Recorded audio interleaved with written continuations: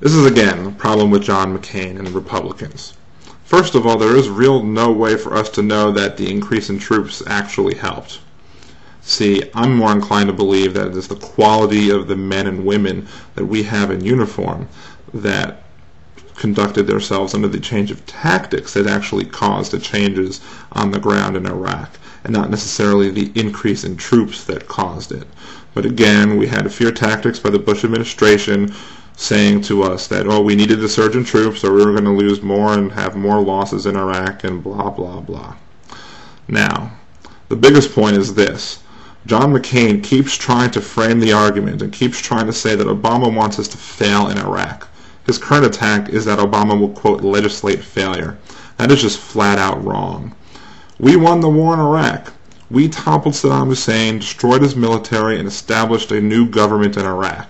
In fact, in the Saddleback forums just this weekend, McCain stated that we have victory in Iraq.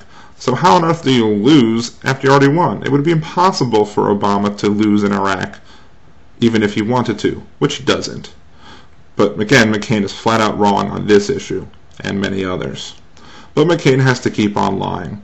Why? Because he can't win if he tells the truth, and that's the problem. Obama does not want an unconditional withdrawal. He wants to set up a timetable so that the Iraqis can be trained and equipped to defend themselves from threats, either external or internal. H.R. 1591 was legislation that was tried to pass by the Democrats. It would have given a timetable that would have put the funding, would have fully funded our troops. It would have given equipment and money to train the Iraqi people to defend themselves.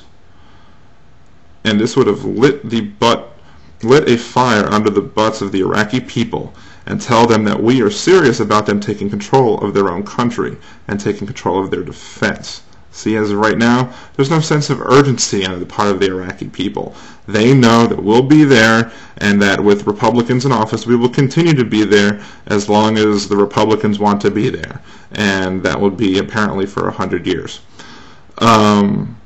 So there's really no reason for them to grab the mantle and say, hey, we're going to defend ourselves.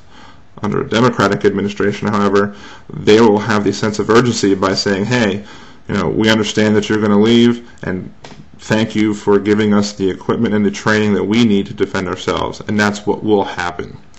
So don't believe the lies that the McCain campaign will tell about Obama, that he wants us to lose this war, and that our leaving will be some sort of retreat. Our leaving will be because we successfully helped the Iraqi government to defend itself. And that is the true definition of victory in Iraq, is by actually helping them to defend themselves. And we have had enough of the 8 years of Republican lies about this war. They lied about Iraq being part of 9/11. They lied about Saddam trying to get yellow cake from Africa. They lied about the Democratic platform, all in an attempt to scare the voters into thinking that somehow we will be less safe under a Democratic administration than a Republican administration. But are we really less safe under a Republican administration? I think so. Why? Because Al-Qaeda is back to pre-9/11 levels. How can the Republicans say with a straight face that we are more safe under them when Al-Qaeda, the terrorist organization that attacked us on 9/11, is back to pre-9/11 levels?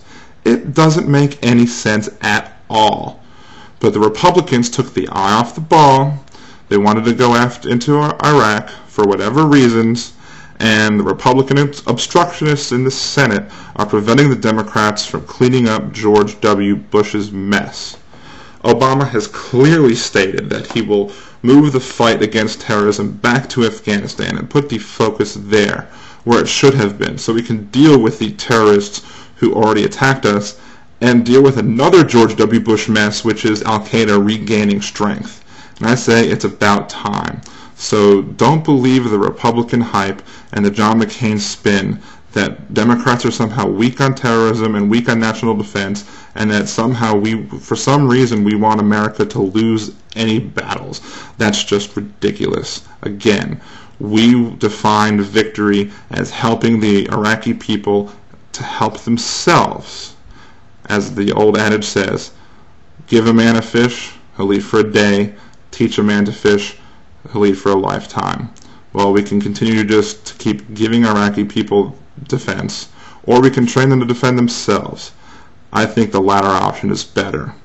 And again, we are not safer under Republican administration, because under a Republican administration, Al-Qaeda has reached its pre-9/11 levels. I don't feel any safer by that, and you shouldn't either. And that's why you need to go out in November and vote for Obama and reject John McCain.